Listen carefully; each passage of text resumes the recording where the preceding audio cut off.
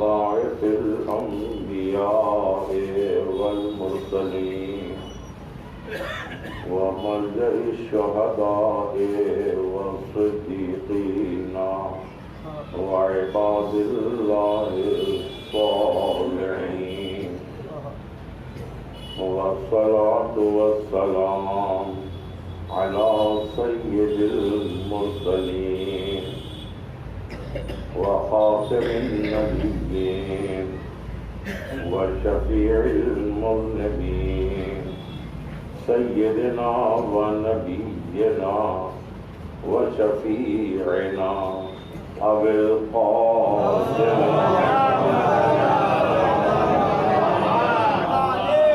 وعلى أهل بيته الطيبين الطاهرين الأطهرين المطهرين المطهرين والكهف الحصين والغياث المستر المستقيم لا سيما بقية الله في الأرضين الذين أذهب الله عنهم الرجس وطهرهم تطهيرا.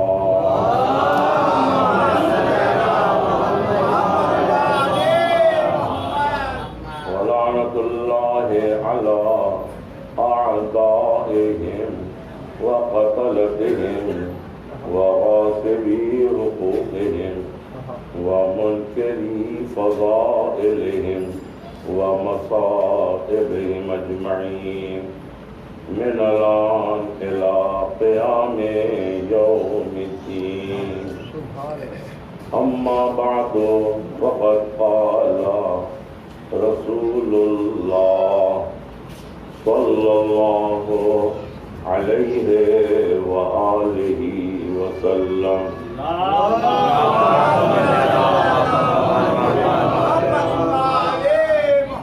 بسم الله الرحمن الرحيم. علي مع القرآن والقرآن مع علي صلوات الله.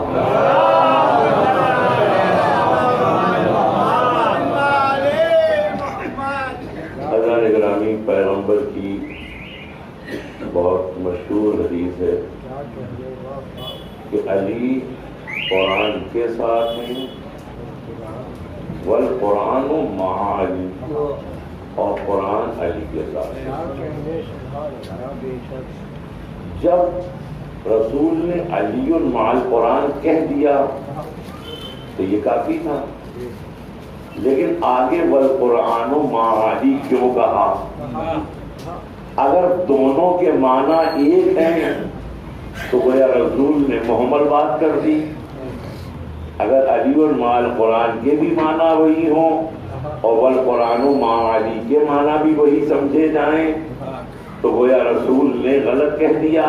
رسول غلط کہہ نہیں سکتا، زبان پر وحی کا پہرا ہے، غلط کہہ نہیں سکتے. لہذا اب ہمیں ان دونوں جملوں کے معنی پہ غور کرنا پڑے گا کہ علی مع القرآن کے معنی کیا ہیں، والقرآن مع علی کے معنی کیا ہیں. کیونکہ اگر ایک ہی معنی نکلے تو مطلب نہیں بنتا.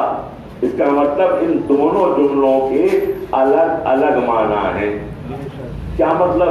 علی مع القرآن، اس کے کیا معنی ہے؟ یعنی علی قرآن کے ساتھ ہیں. قرآن نے کہا اقیم الصلاۃ، علی نے نماز پڑھی. قرآن نے کہا آتوا الزکات، علی نے زکات دی. قرآن نے کہا حج البیت من استطاع الیہ سبیلا، علی نے حج کیا. یعنی جو جو قرآن کہتا گیا وہ علی کرتے گئے. یہ تو مطلب ہوا علی مع القرآن. اول قرآن مع علی کا مطلب کیا ہے؟ صلوات پڑھیں پر محمد وعلیہ.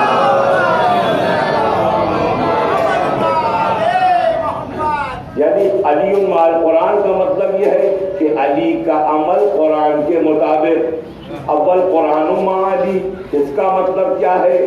اب علی میدان جنگ میں آئے تو اب ظاہر ہے کہ علی کا عمل قرآن بننا ہے. کہا کأنہم بنیان مرصوص. علی میدان مباہلہ میں آئے تو آیت آ گئی, علی آئے تطہیر میں آئے تو آیت آ گئی, علی نے روٹیاں دی تو آیت آ گئی. یعنی علی عمل کرتے جاتے ہیں وہ قرآن بنتا جاتا ہے. یعنی جب علی قرآن کے مطابق عمل کرے تو علی مع القرآن ہے, اور جب علی کا عمل قرآن بن جائے, جب علی کا عمل قرآن بن جائے تو والقرآن مع علی. صلوات پڑھے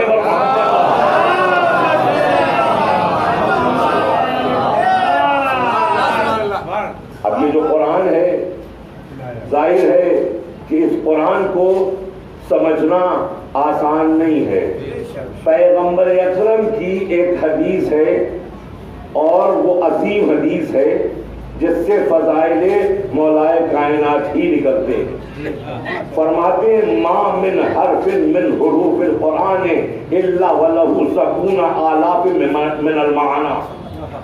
کہا کہ قرآن میں کوئی ایک ایسا حرف نہیں کہ جس کے 70,000 معنی نہ ہو. یہ کس نے فرمایا؟ رسول نے فرمایا ما من حرف من حروف القرآن. حروف قرآن میں سے کوئی ایک حرف ایسا نہیں ہے کہ جس کے 70,000 معنی نہ ہو. اب اگر کسی کے لیے ایک حرف مدح ہو, کسی کے لیے ایک حرف مدح ہو تو اس کا مطلب 70,000 فضائل ہیں اس کے. کسی کے لیے ایک حرف مدح ہو. اب اگر کسی کے لیے ایک آیت ہو, اب اگر یہ کہا جائے کہ کسی کے لیے 300 آیتیں فضیلت میں ہو تو وہ ذات علی ابن ابی طالب ہے. جب ایک حرف کے 70,000 معنی تو 70,000 فضائل. اب اگر کسی کی شان میں 300 آیتیں آ جائیں تو اس کے فضائل کا اندازہ نہیں لگایا جا سکتا.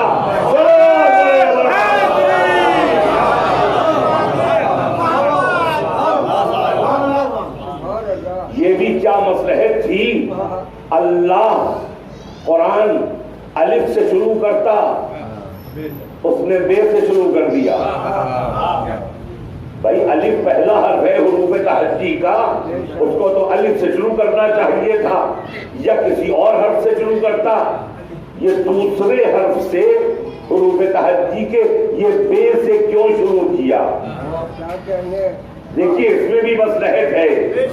جدھر سے گھما کے دیکھیے گا علی ہی نظر آئیں گے. اب کہا کہ بے سے شروع کر دیا, بے سے شروع کر دیا. بے جب تک نقطہ نہ لگے پہچانا نہیں جا سکتا. خالی ایک دائرہ بنا ہو, نقطہ نہ لگائیں تو آپ اسے کچھ نہیں کر سکتے.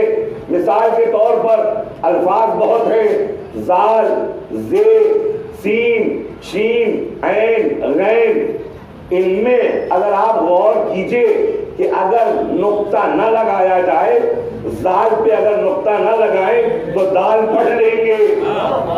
زے پہ اگر نقطہ نہ لگا ہو تو رے پڑھ لیں گے. شین پہ اگر نقطہ نہ لگا ہو, نقطے نہ لگے ہوں تو آپ سین پڑھ لیں گے. سواد کے اوپر اگر نقطہ نہ لگا ہو تو آپ سواد پڑھ لیں گے. غین کے اوپر اگر نقطہ نہ لگا ہو تو عین پڑھ لیں گے. لیکن بے پہ اگر نقطہ نہ لگا ہو, بے پہ اگر نقطہ نہ لگا ہو تو نہیں پڑھا جا سکتا جب تک نقطہ نہ لگائیے. رسول کے اس نائب حقیقی نے پکار کے کہا انا النقطۃ تحت الماء. جو بے کے نیچے نقطہ لگایا جاتا ہے وہ میں ہوں. ایک صلوات پڑھے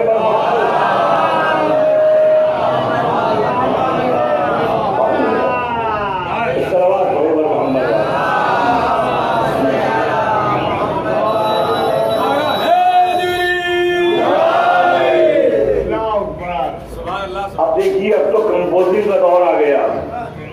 کمپیوٹر کمپوزنگ ہوتی ہے, کتابت ختم ہو رہی ہے. اب دیکھیے کہ کتابت کا قاعدہ ہوتا تھا, نقطے ہی سے حرف بنتے ہیں. الف میں مثلا چند نقطے جب لگیں گے تب بنے گا. اب ہم نے ایک کاتب سے پوچھا پہلے کہ یہ بتائیے کہ بے کا جو دائرہ بنتا ہے اس میں کتنے نقطے لگتے ہیں؟ ان کاتب میں جو خوشنویس تھے، استاد تھے، انہوں نے فرمایا کہ جب بے کا نقطہ بنتا ہے، بے بناتے ہیں دائرہ، تو اس میں 11 نقطے آتے ہیں، 11 نقطے آتے ہیں۔ جب تک 12واں نہ آئے تو بے پہچانا نہ جائے۔ چلو اور بڑے محمد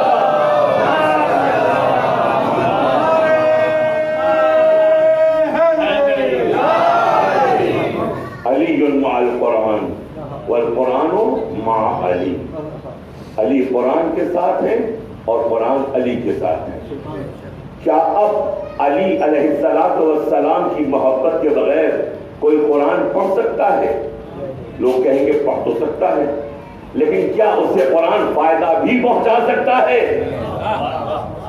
قرآن پڑھا تو جا سکتا ہے لیکن قرآن فائدہ نہیں پہنچائے گا۔ اب مثال کے طور پر ایک حجرے میں شام کے وقت لائٹ جلا کے آپ کسی بھی دنیا کی کتاب کی تلاوت کر رہے ہیں، کوئی بھی کتاب آپ پڑھ رہے ہیں، نہیں معلوم کون سی کتاب، لیکن لائٹ چلی گئی، لائٹ چلی گئی، اب آواز بند ہو گئی، آپ کی مطالعہ ختم ہو گیا، اسٹڈی ختم ہو گئی، آپ کمرے سے باہر آ گئے۔ میں وہاں پہ بیٹھا ہوا تھا، میں نے کہا کہ یہ کیا کیا آپ نے، کتاب بند کیوں کر دی؟ کہا آپ بھی عجیب آدمی ہے، لائٹ چلی گئی، لائٹ چلی گئی، اب کچھ دکھتا نہیں ہے۔ میں نے کہا آپ کی آنکھیں تو ہیں، تو انہوں نے کہا ان آنکھوں کو بھی ایک نور کی ضرورت ہے، ظاہری نور کی ضرورت ہے، جب تک وہ ظاہری نور نہ ہوگا یہ آنکھیں بھی کام نہیں کریں گی، تو اب ہم کیسے پڑھیں؟ تو اس کا مطلب آپ کون سی پڑھ رہے تھے کتاب؟ ہم دنیاوی کتاب پڑھ رہے تھے، تو اس کا مطلب یہ ہے کہ دنیاوی کتاب بغیر ظاہری نور کے نہیں پڑھی جا سکتی۔ جو حقیقی کتاب ہو تو وہ حقیقی نور کے بغیر کیسے پڑھی جا سکتی ہے؟ چلو پڑھے محمد۔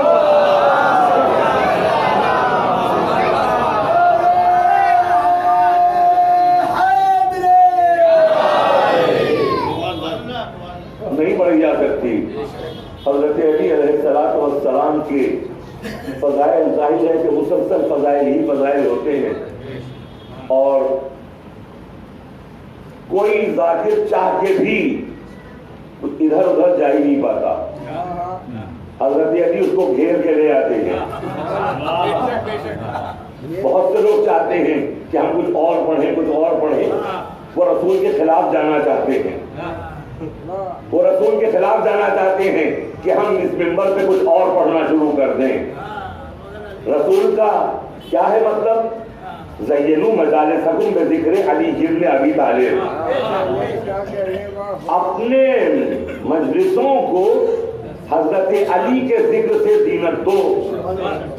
اب ہم کہنے لگے نہیں، نماز پڑھیے، روزے کے بارے میں پڑھیے، حج کے بارے میں پڑھیے، اسلام قرآن کے بارے میں پڑھیے، اس کا مطلب ہم رسول سے زیادہ قابل ہو گئے۔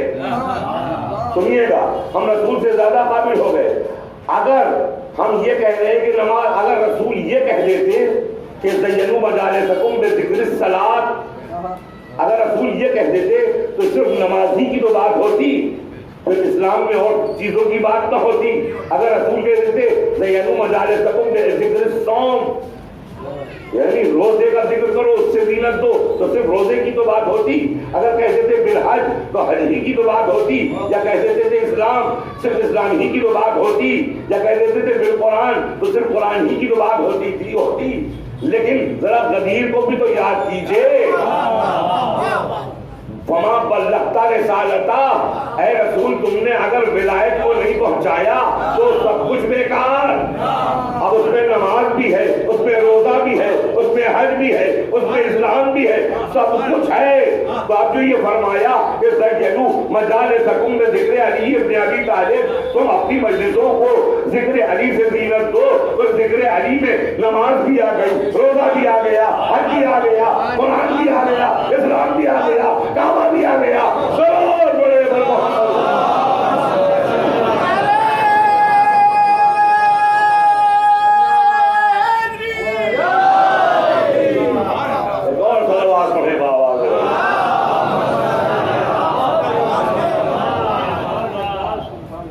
نہ جانے کیوں اب اس طرح کی باتیں ہونے لگی، جبکہ پیغمبر کی باتیں احادیث موجود ہیں، پڑھی نہیں جاتی ہیں۔ افسوس فرماتے ہیں پیغمبر، من ذکر فضیلۃ من فضائل علی بن ابی طالب غفر اللہ ما تقدم من ذنبہ وما تأخر۔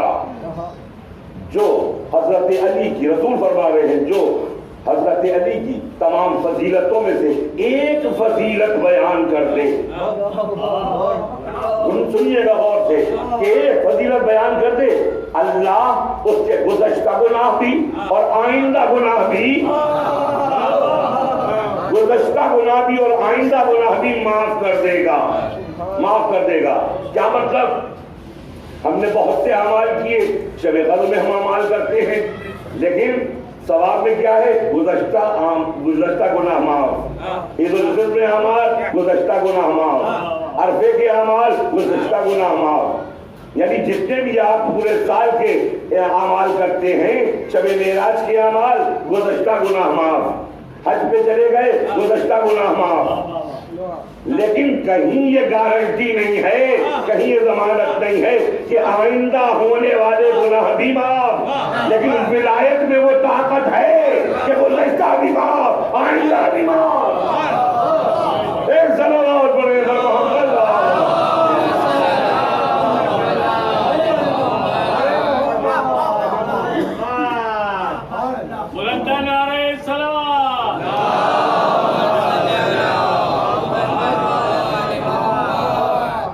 محمد بھٹکایا جا رہا ہے کہ اب ذکر علی بہت ہو چکا، اب کچھ اور بھی ہو۔ دیکھیے یہ صرف اپنے لیے بات ہے، ہم نہیں منع کرتے بھائی، جو جسے چاہتا ہے اس کا ذکر کرے، وہ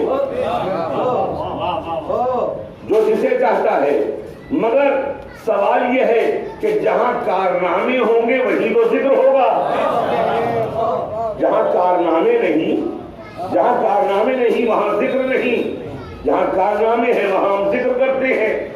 اب دیکھیے کارناموں کی بات، مثلا میرے باپ نے اگر کوئی مدرسہ بنوایا، مسجد بنوائی، کوئی کتاب لکھی، تو ہم اپنے دوستوں میں آ کے بیان کریں گے کہ میرے باپ ایسے تھے، میرے باپ نے یہ کتاب لکھی، میرے باپ نے مسجد بنوائی۔ تعریف ہوگی، سب سنیں گے، سب کچھ ہوں گے، کوئی اعتراض نہیں کرے گا۔ لیکن میرے بیچارے باپ یوں ہی مر گئے، غربت کی زندگی ہوگی کہ بیچارے نے کچھ نہیں کیا، تو اب ظاہر ہے کہ لوگ اپنے باپوں کا تذکرہ کریں گے، ہم سر جھکا کے سنیں گے۔ ہم کیسے بیان کریں جب انہی نے کچھ کیا ہی نہیں؟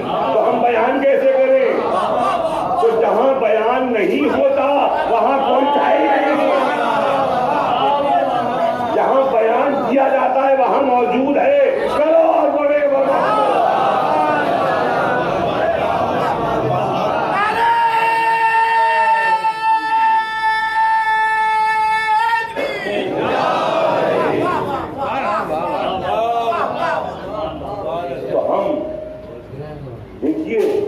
ہم جو مجلسیں پڑھتے ہیں یا فضائل بیان کرتے ہیں ہم سارے لوگ خطیب، تو دیکھیے اس میں اپنے فائدے بھی اور ہماری ذمہ داری بھی، ہماری ذمہ داری بھی ہے اور فائدے بھی ہے۔ ذمہ داری یہ ہے کہ ہم اگر مولا کے چاہنے والے ہیں تو مولا کے کارنامے ہم بیان کریں، یہ ہم پر فرض ہے۔ اگر ہم نہیں بیان کر رہے ہیں یہ تو ہم فالٹ ہے، یعنی یہ غلطی ہے، یہ گناہ ہے، ہمیں بیان کرنا چاہیے، اور بیان جب کریں گے تو آپ کو فائدے بھی ملیں گے۔ تو اب سنیے وہ فائدے کیا ہیں۔ ہم لوگ صرف علی کا تذکرہ ہی نہیں کرتے، بھئی امام حسن کا بھی تذکرہ ہوتا ہے، حسین کا بھی ہوتا ہے، امام زمانہ کا بھی ہوتا ہے، سب کا تذکرہ ہوتا ہے۔ تو جب سب کا تذکرہ ہم کرتے ہیں تو ہمیں ذمہ داری کے ساتھ ساتھ فائدے بھی ملتے ہیں۔ ہم ذکر علی کرتے ہیں، ہمارے علم میں بلندی کا سبب ہوتا ہے۔ ہم ذکر حسن کرتے ہیں، ہمارے حسن میں تجلی کا سبب ہوتا ہے۔ ہم ذکر حسین کرتے ہیں، ہم محسن اسلام ہو جاتے ہیں۔ ہم ذکر زین العابدین کرتے ہیں، ہم عبادت گزار ہو جاتے ہیں۔ ہم ذکر محمد باقر کرتے ہیں، ہم صاحب علم ہو جاتے ہیں۔ ہم ذکر جعفر صادق کرتے ہیں، صاحب صداقت ہو جاتے ہیں۔ ہم ذکر موسی قاسم کرتے ہیں، غصے پہ سب کرنے والے ہو جاتے ہیں۔ ہم ذکر علی رضا کرتے ہیں، مرضی معبود پہ چلنے لگتے ہیں۔ ہم ذکر محمد تقی کرتے ہیں، ہمیں تقویٰ و تقدس آ جاتا ہے۔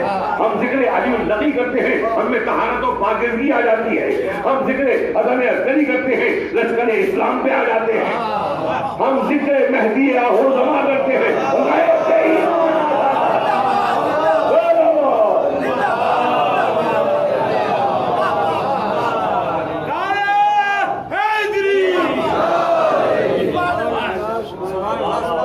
فائدے ہیں. جنہیں یہ فائدے لینا ہو وہ آئے اور جو نہیں لینا چاہتا وہ اپنی بدنصیبی کی زندگی گزارے.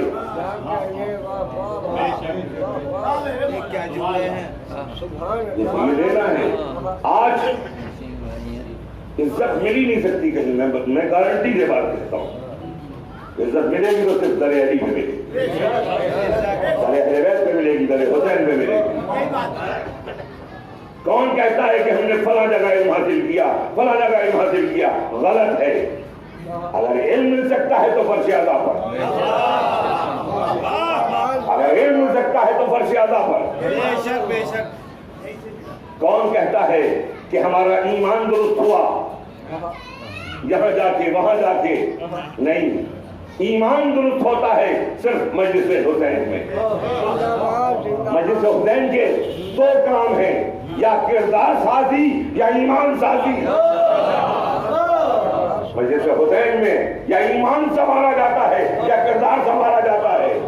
اسی لیے میں اپنے دوستوں سے کہتا ہوں جب ذرا بھی ایمان میں کمی محسوس کرنے لگنا حالات کی وجہ سے, کفر کی وجہ سے, گناہوں کی وجہ سے, غلط دوستوں کی وجہ سے, غلط خطیبوں کی وجہ سے, اگر ایمان ڈاماڈول ہونے لگے تو کچھ نہ کرنا, کسی مجلس کو اٹینڈ کر لینا.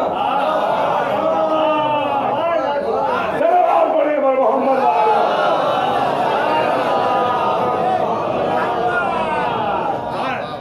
کسی مجلس کو اٹینڈ کر لینا, کسی مجلس میں فوری شرکت کرنا, تمہارا ایمان درست ہو جائے گا.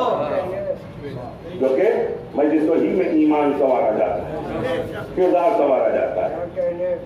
عزیزان گرامی, ان سب چیزوں کو سمجھنا ظاہر ہے کہ ہم کو یہ نعمتیں گھروں میں مل گئی, ہمارے ماں باپ صاحب ایمان, تو ہمیں اس کی قدر نہیں ہے. جو لوگ پڑھ کے, بہت سے دیوبند کے لوگ پڑھ کے شیعہ ہوئے, دیوبند تو آپ کے قریب ہے, بہت سے دیوبندی آج بہترین شیعہ ہیں, بہترین شیعہ ہیں. ان میں سے ایک ہے اسماعیل دیوبندی, پاکستان چلے گئے تھے, پاکستان میں تھے. دیکھیے وہ اس طرح سے مسئلے کو حل کرتے تھے, بڑی بڑی ڈیبیٹ ہوتی تھی پہلے, 15 دن لگ جاتے تھے مناظروں میں, ڈیبیٹ میں, اور مسئلہ حل نہیں ہو پاتا تھا. لیکن 15 دن بعد صحیح مگر شیعہ عالم ہی کامیاب ہو کے آتا تھا, ہے نا. اب ظاہر ہے کہ جب ان کا زمانہ آیا, ڈیبیٹ ہوتی تھی تو ادھر تو 10-15 علماء ہوتے تھے اور اسماعیل دیوبندی اکیلے ہوتے تھے, یہ کسی کو لے کے نہیں جاتے تھے, اور برسوں مہینوں یا کئی دن مناظرہ نہیں چلتا تھا, بس چند لمحوں چلتا تھا اور کامیاب ہو کے چلے آتے تھے. ایک مرتبہ مناظرے کا ٹاپک رکھا گیا, فدق حق زہرا ہے یا نہیں, فدق حق زہرا ہے یا نہیں. اب اس ٹاپک کے اوپر گفتگو ہونا تھی. ادھر کے لوگوں نے جیسے ہی اسماعیل دیوبندی کو دیکھا فوراً اپنا فیصلہ سنا دیا, کہا کہ ہم فدق کو حق زہرا نہیں مانتے. انہوں نے یہ کہہ دیا کہ ہم فدق کو حق, بہت توجہ, ہم فدق کو حق زہرا نہیں مانتے. کہا کیا دلیل ہے تمہارے پاس؟ اسماعیل دیوبندی نے کہا کیا دلیل ہے؟ کہا ہم رسول کو زندہ مانتے ہیں. ہم جب زندہ مانتے ہیں, کیونکہ رسول, اگر ہم رسول کو مردہ مانتے تو ان کی میراث تقسیم ہوتی, مرنے والے کی میراث تقسیم ہوتی ہے. جب ہم رسول کو زندہ مانتے ہیں تو ہم, اس کا مطلب اب فدق حق زہرا نہیں ہے کیونکہ رسول زندہ ہے. جبکہ یہ زندہ نہیں مانتے تھے، یہ زندہ نہیں مانتے تھے، یہ مردہ مانتے تھے، مگر وہاں انہوں نے کہا ہم زندہ مانتے ہیں۔ اسماعیل دیوبندی اٹھے، کاغذ اور قلم دعوت دیا، کہا اس کو لکھ کے دے دو، کیونکہ وہ لوگ تو مردہ ہی مانتے تھے، اب زندہ مان رہے ہیں چونکہ فدق کا معاملہ ہے، فدق کو اپنا کہنا ہے، اس لیے کہا کہ اب اس کو لکھ کے دے دو کہ فدق حق زہرا نہیں ہے، دلیل پہ لکھ دو کہ چونکہ رسول زندہ ہیں زندوں کی میراث تقسیم نہیں ہوتی، لکھ کے دے دو۔ ان لوگوں نے لکھ کے دیا، کہا بس اسی پہ باقی رہنا، کہا اگر زندوں کی میراث تقسیم نہیں ہوتی تو زندوں کی خلافت بھی نہیں ہوتی۔ بڑے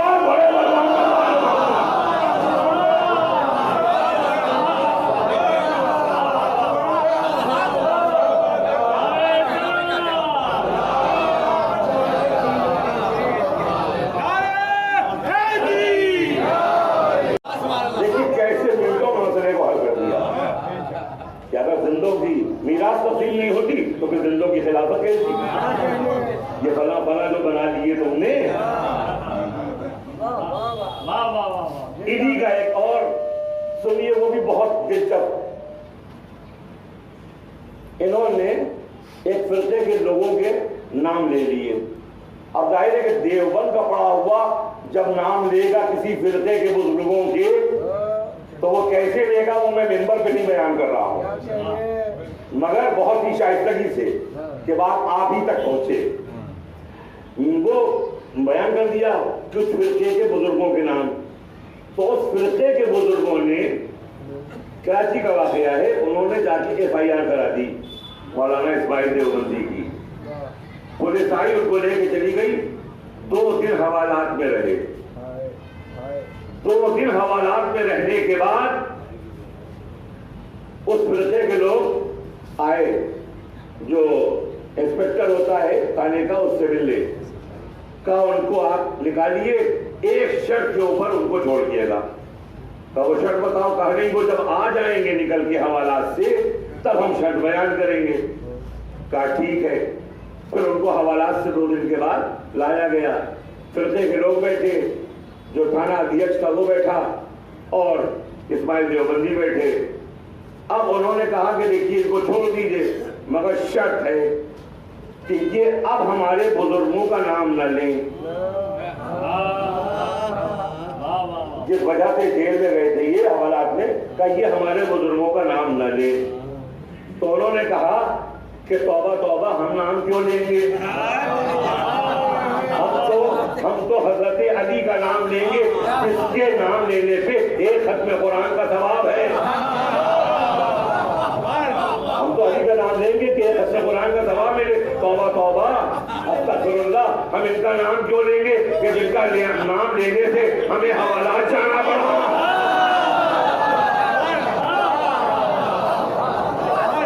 جن کا نام لینے سے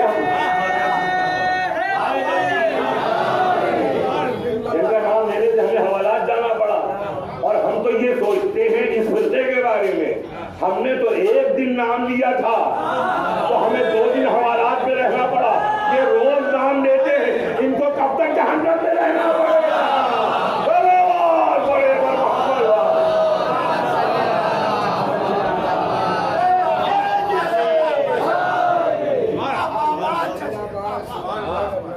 ابھی تک دیکھیے میں نے کہیں نام نہیں لیا کسی کا، یہی شائستگی ہوتی ہے۔ بات کہہ دی، اپنے والے سمجھ گئے، داد دے دی۔ سلوات پڑھے پر محمد اور دیکھیے نام ان کا لینا اچھا بھی نہیں لگتا، یہ ممبر ہے، مگر نام ان کا آتا ہے تو کس طرح آتا ہے وہ بھی سن لیجیے۔ نام ہم لیتے نہیں، ہمارا کوئی خطیب نہیں لیتا، ہمارا کوئی عزادار نہیں لیتا ایسی مقدس جگہوں پر، مگر جب لیتا ہے تو اس کا انداز بھی سن لیجیے۔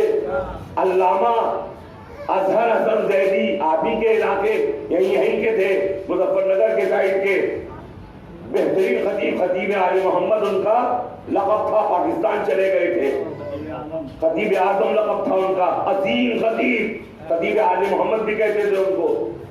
وہ ایک مجلس پڑھ کے نکلے تو ایک اہل سنت شخص ان کے قریب آیا.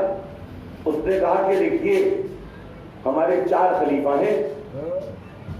کہا کہ ہمیں گورنمنٹ آف پاکستان پر اعتراض ہے. تو کہا کہ کوئی گورنمنٹ میں جا کے دیجیے. کہ آپ چونکہ بڑے ذاکر ہیں اور آپ کی بات وہاں پہنچ جائے گی اس لیے ہم آپ سے کہہ رہے ہیں. تو کہا کیا؟ کہا کہ 4 خلیفہ ہیں مگر گورنمنٹ آف پاکستان نے جو بہادری کا جو تمغہ دیا ہے وہ نشان حیدر دیا ہے، یعنی 4تھے خلیفہ کے نام پہ دیا ہے. ہمارے کسی شروعات کے کسی بھی خلیفہ کے نام پر، ہمارے تو سبھی ہیں، نہیں نام دیا. 4تھے خلیفہ کے نام پر ایک تمغہ دیا بہادری کا، جو فوج میں بہادری دکھائے گا اسے ایک تمغہ دیا جائے گا، نشان حیدر.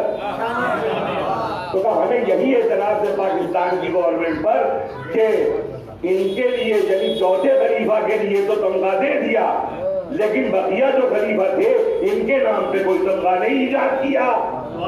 ہائے علامہ اظہر حسن دہلوی خدا آپ کی مغفرت کرے، بہترین جواب دیا ہے. کہا کہ نشان حیدر تو 4تھے خلیفہ کے نام پہ پاکستان حکومت نے دے دیا مگر ان خلفاء کے نام پہ کچھ نہیں دیا. کہا کیوں نہیں دیا؟ عمر غیر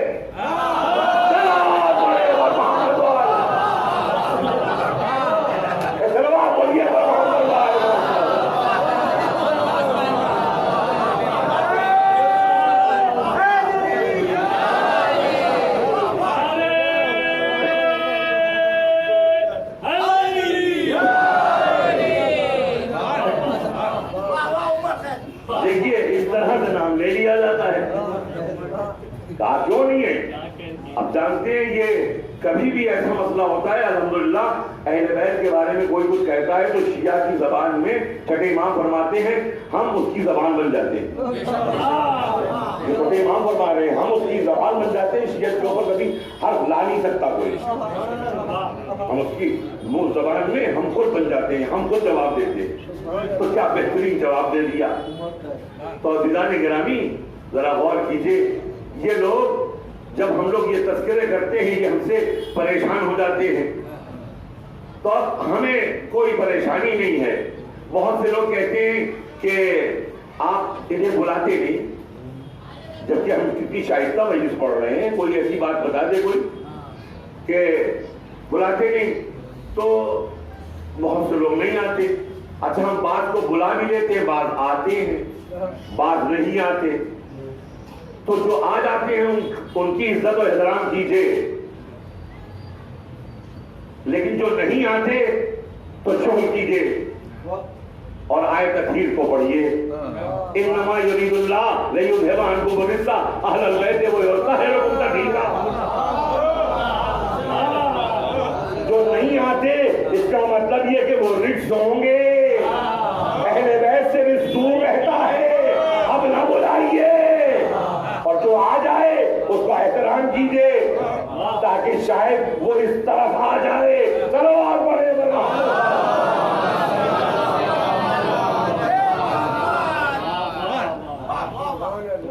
تو بہرحال لوگ سمجھتے نہیں ہیں. بہت سے لوگ ہمارے یہاں ہی اعتراضات کرنے لگتے ہیں. آپ آئیے امام شافعی کو دیکھیے کہ کیا کہہ رہے ہیں. بیچارے نصیری تو بدنام ہو گئے لیکن جناب شافعی نے کیا کہا؟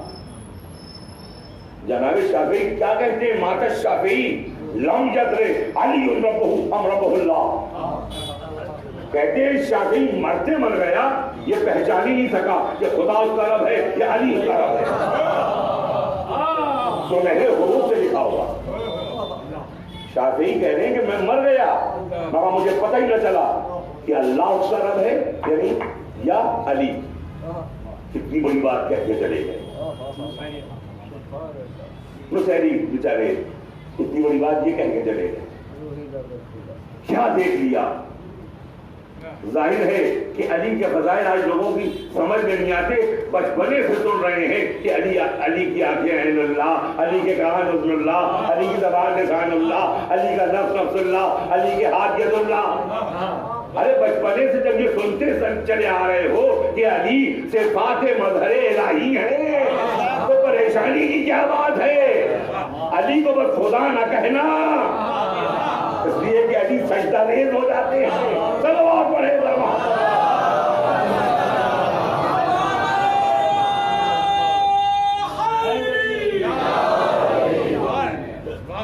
گرامی، یہی جناب شافعی فرماتے ہیں کہ من لم یصلی علیکم لا صلاۃ لہ، اے اہل بیت اگر آپ پر صلوات نہ پڑھی جائے تو وہ نماز نہیں ہے۔ اب تلاش کیجئے، مسجدوں میں جائیے، دیکھیے کہاں صلوات ہے، کہاں صلوات نہیں ہے۔ ہم نہیں کہہ رہے ہیں، یہ شافعی صاحب کہہ رہے ہیں کہ جہاں صلوات ہے وہ نماز ہے، جس نماز میں صلوات نہیں وہ نماز نہیں۔ اب آئیے، نماز کیا ہے، نماز کی ڈیفینیشن، نماز کی تعریف، نماز کے شرائط۔ لا صلاۃ الا بفاتحۃ الکتاب، نماز ممکن نہیں جب تک سورہ الحمد کی تلاوت نہ ہو، نماز ممکن نہیں جب تک سورہ الحمد کی تلاوت نہ ہو۔ اچھا، سورہ الحمد میں پہلا جملہ الحمدللہ کس نے کہا؟ کس نے کہا؟ جب خدیجہ کا محمد مصطفیٰ سے عقد ہوا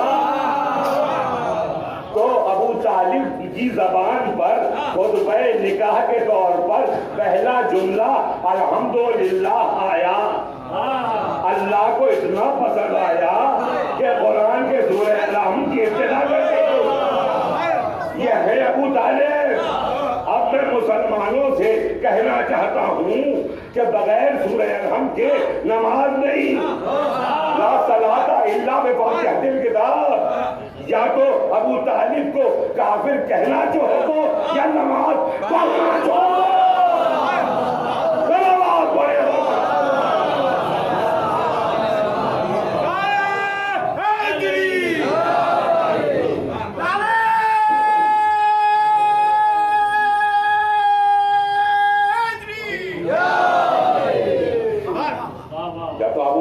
کافر نہ کہو اور نماز پڑھنا چھوڑ دو، کیونکہ پہلا جملہ جو ہے جس سے نماز ہو ہی نہیں سکتی اگر وہ نہ پڑھا۔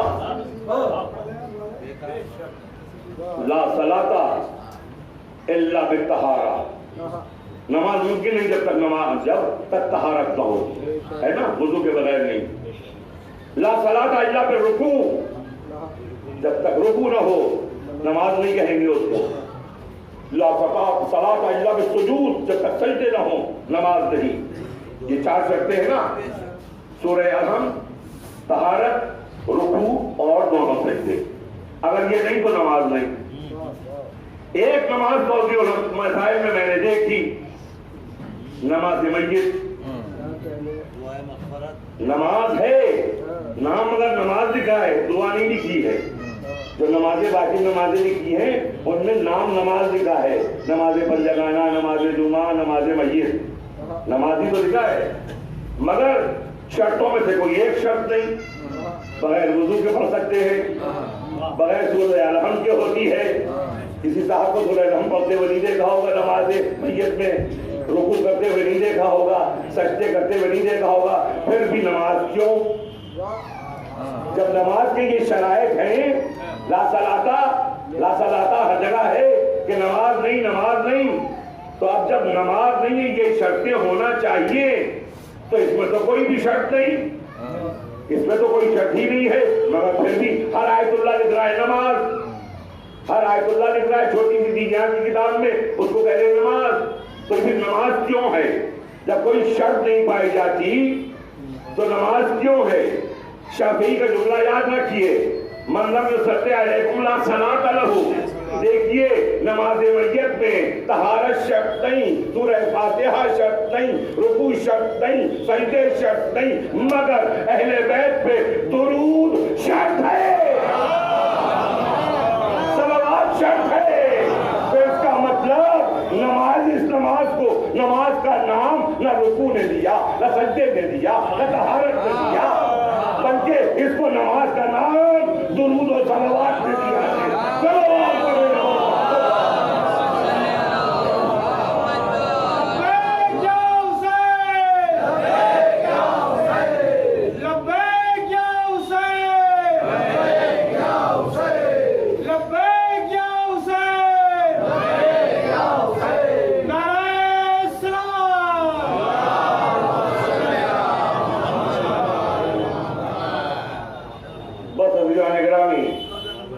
ظاہر ہے کہ ابھی وقت ہے، وقت میں گنجائش ہے، ویسے میں بہت دیر پڑھنے کا عادی نہیں ہوں، لیکن یہ کہ چونکہ سلسلہ صرف فضائل کا چل رہا ہے، لہذا ایک ایسا واقعہ کہ جو آپ کے ذہنوں میں محفوظ ہو جائے، نجف اور حیدرآباد سے تعلق ہے اس کا۔ ایک طالب علم غربت کی زندگی نجف اشرف میں گزار رہا ہے، وہ دیہات سے آیا تھا پڑھنے کے لیے کسی گاؤں سے، ہفتوں ہو گئے اس کو، کئی مرتبہ اس کو ان ہفتوں میں فاتح بھی کرنا پڑا۔ وہ ایک روز آیا مولا علی کے روضے میں، روز آتا تھا لیکن ایک روز بڑے احساس کے ساتھ آیا، کہا مولا اتنے جواہرات، سونے کا گنبد، یہ سب کچھ، اور آپ کا ایک طالب علم فاتح کر رہا ہے۔ سنیے گا، یہ ابھی فضائلی کا سلسلہ ہے، فاتح کر رہا ہے، مولا کچھ دیجیے کہ فاتح کر دوں۔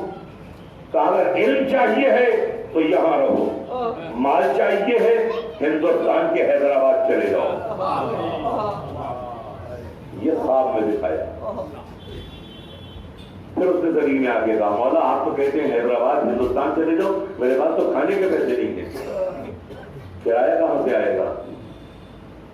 2 مرتبہ کہا، 3 مرتبہ پھر یہی جواب، ہندوستان چلے جاؤ، ہندوستان چلے جاؤ، کہیں سے قرض لو، ادھر سے ادھر سے قرض لے کے چلے جاؤ، مگر جاؤ۔ اور جب جانا تو ان کو ایک مصرع دیا تھا، ایک شعر کا، فارسی شعر کا ایک مصرع میرے مولا نے حوالے کیا تھا کہ خواب میں بتایا تھا کہ یہ جا کے سنا دینا، یہ جا کے سنا دینا کا اس نے انتظام کیا، وہ ہندوستان آیا۔ آپ سنیے، نظام حیدرآباد سنیے گا، نظام حیدرآباد نے ایک مصرع کہا تھا، ایک پورا قصیدہ کہا تھا، لیکن کہنا چاہتے تھے، لیکن ایک مصرع کہا، دوسرا مصرع ہو نہیں پا رہا تھا، دوسرا مصرع ان سے ہو نہیں پا رہا تھا۔ پہلا مصرع تھا بے ذرے گر نظر لطف بو تراب کنر، بے ذرے یعنی اس ذرے پر، ناچیز پر، بے ذرے گر نظر لطف، نظر کرم ابو تراب کر دے، بس یہ جملہ تھا، یہ مصرع تھا۔ اس کے اوپر خود نظام حیدرآباد نے بہت کوشش کی، مصرع نہیں لگ پایا۔ ہندوستان کے تمام فارسی شعراء سے رابطہ کیا گیا، ظاہر ہے کہ نظام سے پیسے کی کمی نہیں تھی، ایلچی بھیجے گئے اور کہا گیا کہ کہا جائے وہ لوگ کہیں، لیکن مصرے کہے سب نے مگر چچا نہیں ان کو۔ پھر ہندوستان کے بعد پاکستان، یہ ایران کے تمام شعراء بڑے بڑے جو تھے اس وقت، ان سے کہا گیا کہ وہ شاید وہ کم سے کم اس مصرے پہ مصرع لگا دیں، بے ذرے گر نظر لطف بو تراب کنر، کوئی نہیں لگا پایا۔ تو نظام حیدرآباد نے ایک منت باندھ دی، کہا کہ اس مصرے پہ جو مصرع لگا دے گا، صحیح اور چکما ہو جائے گا، تو اس کو ہم اپنی آدھی سلطنت دے دیں گے، اپنی خوبصورت ترین بیٹی سے شادی کریں گے، آدھی سلطنت دے دیں گے اور شادی کریں گے، اور اپنا جو مال ہے اس وقت وہ ہم اس کو آدھا جواہرات دے دیں گے۔ یہ منت مان دی ہوئی۔ اب یہ طالب علم وہاں سے چلا وہ مصرع لے کے جو مولا علی نے سنایا تھا، سنیے، وہ لے کے چلا، آ گیا ہندوستان، پہنچ گیا، اس سے کہہ دیا تھا کہ درمیان میں راستے میں کوئی تمہیں خادم نہیں ملے گا، ڈائریکٹ وہی ملیں گے، ڈائریکٹ وہی ملیں گے، کیونکہ امام ان کے بھی خواب میں آ چکے تھے۔ امام ان کے بھی خواب میں آ چکے تھے کہ اب درمیان میں کوئی نہیں مانے ہوگا، تم وہاں پہنچو گے دخل بات کرو گے ڈائریکٹ وہ آئیں گے، خادم نہیں آئے گا۔ جیسے ہی وہ ان کے اوپر نظر پڑے ویسے ہی وہ مصرع سنا دینا، جیسے ہی ان کے اوپر نظر پڑے وہ مصرع سنا دینا، پھر دیکھنا کیا ہوتا ہے۔ جیسے ہی وہ اتر کے آئے نظام حیدرآباد، اس طالب علم نے وہ مصرع سنا دیا کہ بے آسمان رود و کار آفتاب کنت، بے آسمان رود و کار آفتاب کنت۔ فوراً انہوں نے اپنے مصرے سے مصرع ملایا، بے ذرے گر نظر لطف بو تراب کنت، بے ذرے گر نظر لطف بو تراب کنت، بے آسمان رود و کار آفتاب کنت۔ اب ترجمہ سنیے کہ اگر اس ذرے پر حضرت علی کا کرم ہو جائے تو پھر انسان زمین پر نہ رہے، آسمان پہ چلا جائے اور وہ کام کرے جو سورج کرتا ہے، جو آفتاب کرتا ہے، یہ کائنات میں روشنی پھیلاتا ہے۔ بڑے بر محمد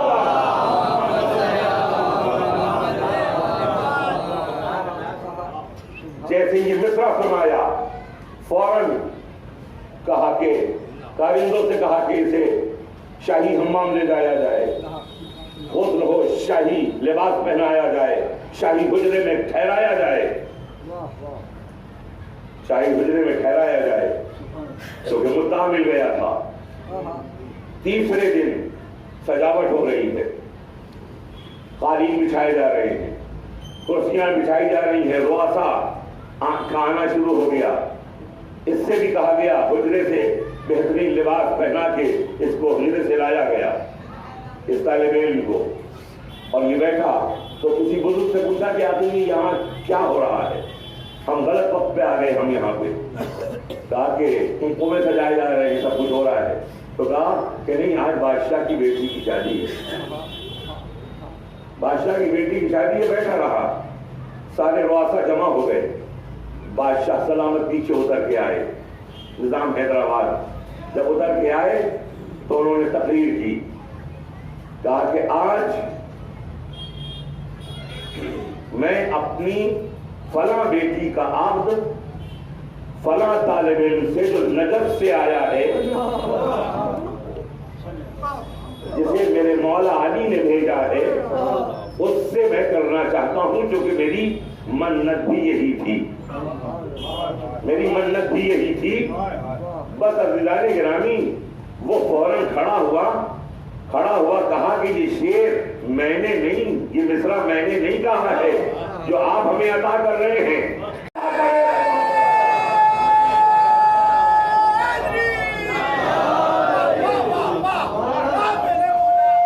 یہ ہے آدھا۔ تو عزیزان گرامی یہ ہے میرے مولا کس طرح سے ادا کرتے ہیں۔ بے ذرے گر نظر لطف بو تراب کنت، بے آسمان رود و کار آفتاب کنت۔ یقیناً ہم لوگ بھی یہی تمنا رکھتے ہیں اپنے مولا سے، مولا جو بھی جاتا ہے مولا اس کی جھولیاں بھر دیتے ہیں۔ اب سنیے 2018 کی 40 کا واقعہ۔ ایک خاتون جو عرب خاتون تھی، جو کسی گاؤں سے نجف آئی تھی، نجف سے کربلا مشی کرنا تھی، اس کو اپنے 2 بیٹے ساتھ لائی تھی۔ زیارت کرنے کے درمیان وہ بیٹے کھو گئے، وہ بچے کھو گئے۔ وہ زری کے بعد آئی، عربی زبان میں گفتگو کرنے لگی، دعائیں مانگنے لگی، گڑگڑانے لگی، مولا میرے یہ بچے میرے ساتھ تھے، کئی سالوں سے میں مشی کرنے کے لیے نجف و کربلا آنا چاہتی تھی، میرا شوہر مجھے اجازت نہیں دے رہا تھا، اس سال اس نے اجازت دی اور میں اس کے بچوں کو بھی ساتھ لائی، لیکن بچے کھو گئے۔ اگر میں بچوں کے بغیر چلی گئی تو مجھے گھر میں گھسنے نہیں دے گا، شاید مجھے طلاق بھی دے دے، مولا مجھ پر احسان کر دیجئے، یہ بچے مل جائیں۔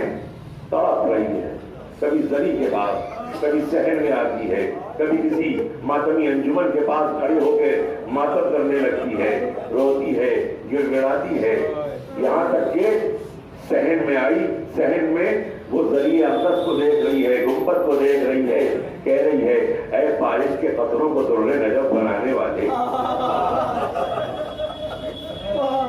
اے ہوا کے ذرات کو علم بنانے والے، میرے یہ دو متصف ہو گئے، ان کو ہم سے ملا دیں۔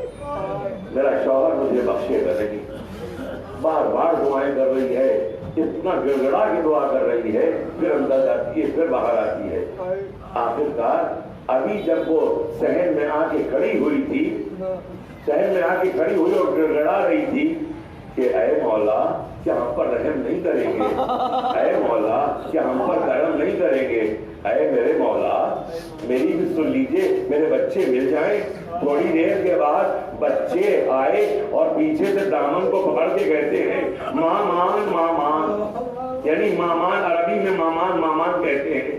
جیسے ہی یہ آوازیں سنی جلدی سے بچوں کو بغل میں دبایا، لے کے زری کے پاس آئی اور آ کے رو کے پھر کہتی ہے مولا مولا آپ کا احسان، آپ کا بڑا احسان، مولا میرے بچے کھوئے تھے، میرے بچے جب کھوئے تھے تو وہ گونگے تھے، میرے مولا آپ نے انہیں زبان بھی عطا کر دی، میرے مولا زبان عطا کر دی۔ آئے میرے مولا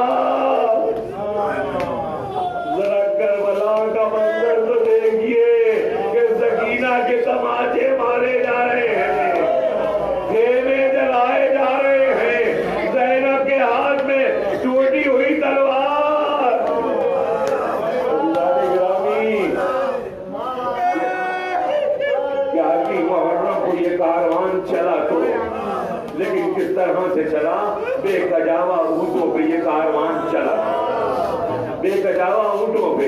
جناب سکینہ کا منظر، ارے جناب سکینہ کے پورے 2.25 مہینے کہیں نہ کہیں جب بھی مسائل پڑھے جائیں تو بی بی سکینہ کے مسائل کا کوئی گوشہ ضرور آ جاتا ہے۔ جانتے ہیں 11ویں محرم کو کیسے سوار ہوئی؟ جناب سکینہ کو زینب نے اپنی گود میں بٹھا لیا تھا، لیکن ادھر سے ایک شقی دوڑتا ہوا آیا، اینا اینا سکینہ، اینا اینا سکینہ۔ یہ روایت عجیب ہے، کہا کہ اینا اینا سکینہ، سکینہ کدھر ہے؟ سکینہ کدھر ہے؟ جناب زینب نے کہا کیوں کیا بات ہے؟ سکینہ میری گود میں ہے، میرے پاس ہے، میرے بھائی کی وصیت کے مطابق میرے پاس ہے۔ کہا نہیں، عمر سعدنا نے یہ کہلوایا ہے کہ سکینہ کو الگ ناقے پہ سوار کیا جائے گا۔ ارے زینب تڑپ گئی، اگر بغیر کجاوے کے سکینہ کیسے سوار ہوگی؟ آپ نے تو دیکھا ہے اونٹ میں وہ جو کوہان نکلا ہوا ہوتا ہے، بیویاں سوار نہیں ہو سکتی تھی تو وہ بچی کیسے سوار ہوتی؟ یہاں تک کہ جناب زینب کی اونٹ کو بٹھایا گیا، سکینہ کا ہاتھ پکڑا، کھینچتا ہوا چکی اس خالی اونٹ کے پاس لایا۔ جناب زینب دارو قطار رو رہی ہیں، کہتے ہیں کہ اس خالی اونٹ کے اوپر سکینہ کو لے جایا، ایک شقی رسی لے کے آیا، رسیوں سے سکینہ کو جکڑ دیا گیا۔ آئے سکینہ کے کون سے مسائل پڑھے جائیں؟ تماچے لگائے گئے، وہ مسائل، گوشوارے چھینے گئے، وہ مسائل، کرتا جلا، وہ مسائل، یتیم ہوئی، وہ مسائل، یا رسی سے جو بڑھتے بڑھ گئی، آئے وہ مسائل۔ ابھی تو رسی ڈھیلی ہو گئی، راستے میں صحرا میں سکینہ گر گئی، سر حسین نرم ہو گیا، کسی صورت سے سکینہ تو زینب نے اٹھایا، پھر آگے بڑھی۔ یہ کاروان پہنچ گیا شام۔ شام آپ نے سنا ہوگا، سید سجاد سے جب کوئی پوچھتا تھا کہ یہ بتائیے سب سے زیادہ مسائل کہاں پڑے؟ آج شہروں میں مسائل میں کوئی کمی نہیں ہوگی، مسائل میں کبھی کوئی کمی میں نہیں کرتا۔ عزیزوں جانتے ہیں جب سید سجاد سے پوچھتا تھا کوئی سب سے زیادہ مصیبت، کربلا نہیں کہتے تھے، کوفہ بھی نہیں کہتے تھے، کہتے تھے الشام الشام الشام۔ کیوں؟ کربلا میں یتیم ہوئے، برابر کا بھائی علی اکبر مارا گیا، چچا مارے گئے، سکینہ کے تماچے لگے، خیمے جلے، علی اکبر کے گلے پہ تیر لگا، ماجد کا لاشا پامال ہوا، سب کچھ تو وہاں ہوا۔ ایک دن میں 18 جوانان بنی ہاشم شہید ہو گئے، لیکن کبھی کربلا نہیں کہا، ہمیشہ شام کہتے تھے 3 مرتبہ، الشام الشام الشام۔ آپ نے یہی سنا ہوگا، یہی کہتے تھے، لیکن میں نے اس کی تحقیق کی کہ آخر الشام الشام کیوں کہتے تھے، کربلا کا نام کیوں نہیں لیتے تھے؟ خدا کوئی نمبر دے دے بھائی، تو میں نہیں بن جاتا۔ جانتے ہیں کہ سرحد مدینہ پہ 72 گھنٹے 3 دن یہ کاروان رکا رہا۔ کیا کوئی بیٹھا؟ کیا کسی کو بیٹھنے دیا گیا؟ نہیں، حتیٰ سکینہ کو بھی بیٹھنے نہیں دیا گیا۔ ایک مرتبہ سکینہ بیٹھنا بھی چاہتی تھی تو شقی آیا، تازیانہ مارا، کس نے بیٹھنے کے لیے کہہ دیا؟ ذرا سوچئے، 72 گھنٹے کیوں؟ کا بازار سجایا جا رہا ہے، کرسیاں لگائی جا رہی ہیں، رؤسا آ جائیں تب یہ کاروان آگے بڑھے۔ ایک دن گزرا، 2 دن گزرے، 3 دن۔ جب 3 دن ہو گئے، 72 گھنٹے گزر گئے تو ایک رسی لائی گئی، صرف 12 خواتین بچی تھی سکینہ سمیت۔ ایک رسی میں 12 گلے کیسے باندھے گئے؟ ذرا تصور کیجیے کہ ایک رسی تھی اور 12 گلے تھے، اور اس میں سکینہ کا بھی گلا بندھا۔ سکینہ کا قد چھوٹا تھا اور بیویوں کے قد بڑے تھے۔ آج سکینہ نے برداشت کیسے کیا ہوگا؟ ایک شقی نے اس رسی کو پکڑا۔ اب سید سجاد کو آگے لایا گیا، ہاتھوں میں ہتھکڑیاں، پیروں میں بیڑیاں، گلے میں توقے خاردار، کمر میں لنگر۔ اب کس طرح سے سید سجاد آگے آئے ہوں گے؟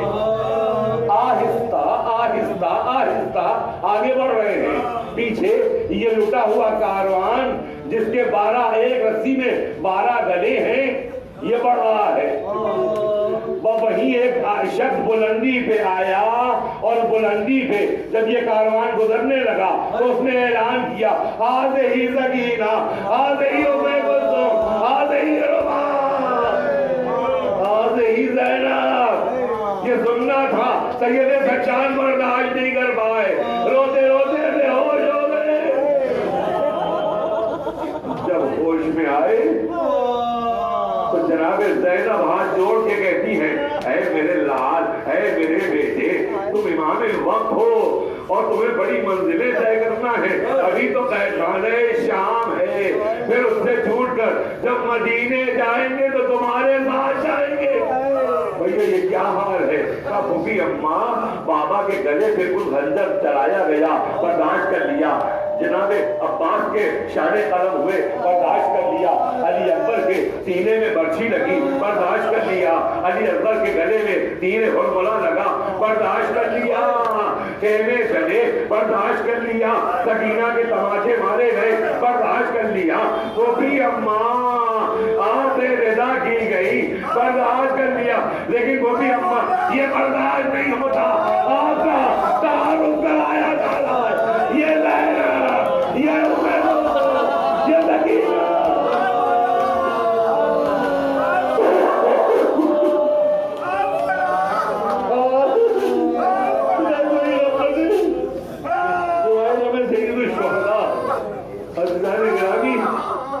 بچے بچاتی جو شام شام کہتے تھے، کچھ دربار میں جو مناظر پیش ہوئے، یہی سب یاد کر کے کہتے تھے شام شام۔ غرض یہ کہ قید خانے شام میں قید کر دیے گئے۔ قید خانے شام میں جناب سکینہ ہی سبب بنی رہائی ہے۔ جناب سکینہ کی شہادت نے انقلاب برپا کر دیا۔ جب سکینہ جب قید خانے میں قید تھی نا تو روزانہ سنانی سناتی تھی۔ شام کی عورتیں آتی تھی، کبھی علی اکبر کی شہادت، کبھی علی اصغر کی شہادت، کبھی اپنے بابا کی شہادت، کبھی خیموں کا جلنا، کبھی علی اصغر کے تیر لگنا، یہ بیان کرتی تھی۔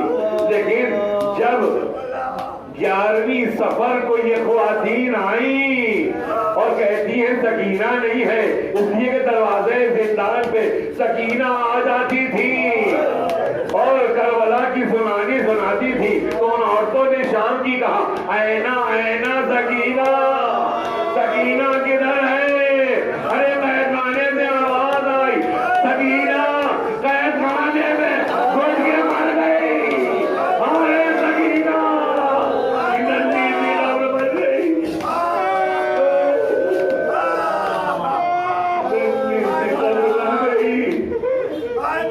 عورتیں آئیں اور انہوں نے احتجاج شروع کر دیا کہ بیویوں کو رہا کیا جائے، بیویوں کو رہا کیا جائے. ارے جب سکینہ مر گئی تو اور بیویاں بھی مر جائیں گی. ان کے احتجاج سے یعنی سکینہ کی شہادت نے انقلاب برپا کر دیا. تو اب اس کاروان کو رہا کیا گیا. سکینہ کی شہادت نے یہ کارنامہ انجام دیا. سال بھر جو قید خانے شام میں کاروان رہا اسے رہائی ملی. جناب زینب نے ایک گھر خالی کروایا، وہاں عزاداری کی، وہاں مجلس کی. وہاں کی مجلس کا انداز الگ تھا. ایک مجلس میں ایک ذاکر ہوتا ہے لیکن وہاں بہت سی ذاکرائیں تھیں. علی اکبر کا سر لے کے لیلا مسائل بیان کر رہی ہے، قاسم کا سر لے کے ام مروہ مسائل بیان کر رہی ہے، اور محمد کا سر آگے رکھا گیا، کوئی رونے والا نہیں. زینب کی گود میں حسین کا سر، حسین کے مسائل. کسی نے کہہ دیا کیا ان بچوں کی ماں نہیں ہے؟ ماں مر گئی. زینب نے مڑ کے دیکھا، یہ نہ کہو ماں زندہ ہے، میں ماں جائے گا ماتم کر رہی.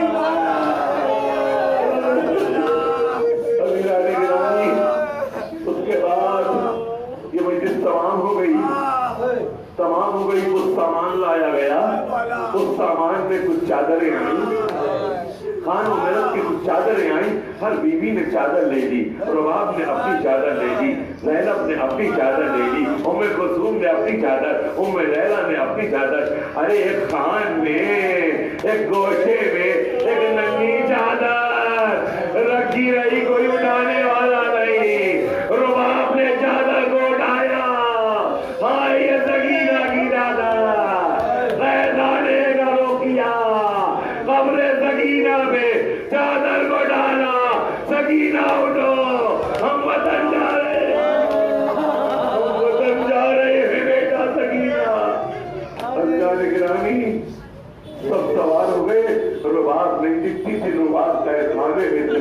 زینب رباب کو لے کے آئی، بس مجھے تمام ہو رہی. آج چہلم ہے نا، چہلم کیوں مناتے ہیں؟ آج سید الشہداء کا چہلم نہیں ہو سکا، شہدائے کربلا کا چہلم نہیں ہوا، اس لیے ہم چہلم مناتے ہیں. چہلم ہی کے موقع پر ایک ظاہر جو نابینا ہو گئے تھے، جابر بن عبداللہ انصاری، اپنے غلام کے ساتھ کربلا میں آئے ہوئے ہیں اور کہتے ہیں یہ لٹا ہوا قافلہ جب چھوٹ کے گیا تو عین چہلم کے روز کربلا پہنچا.